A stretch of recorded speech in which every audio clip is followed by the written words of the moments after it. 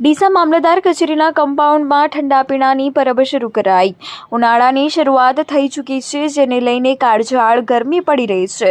ત્યારે ગરમીથી બચવા લોકો પીવાનું ઠંડા પાણીનો ઉપયોગ પણ જરૂરી બની જાય છે। ત્યારે ડીસા શહેરમાં ઠેર ઠેર સેવાભાવી સંસ્થાઓ દ્વારા પીવાના પાણીની પરબો ખોલવામાં આવી રહી છે। ડીસા મામલતદાર કચેરીના કમ્પાઉન્ડમાં મીડિયા મિત્રો દ્વારા તૈયાર કરાયેલા બગીચામાં જીવદયા માનવ સેવા ફાઉન્ડેશન ટ્રસ્ટ દ્વારા ઠંડા પાણીની પરબ શરૂ કરવામાં આવી છે, જેને લઈને મામલતદાર કચેરી સહિત સરકારી કચેરીઓમાં કામકાજ અર્થે આવતા અરજદારોને પીવાનું પાણી મળી રહેશે। ગરીબોના ફીજી ગણાતા માટીના માટલા મૂકીને આજે પાણીની પરબ શરૂ કરાતા અરજદારોમાં આનંદની લાગણી પ્રસરી જવા પામી છે।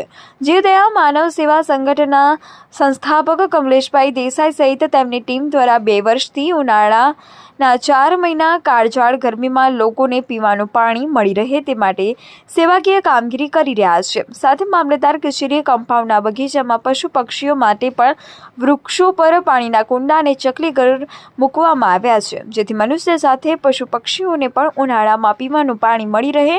જીવદયા માનવ સેવા સંગઠનની માનવતાભરી સેવાની કામગીરીને સૌ કોઈએ પ્રશંસા કરી હતી।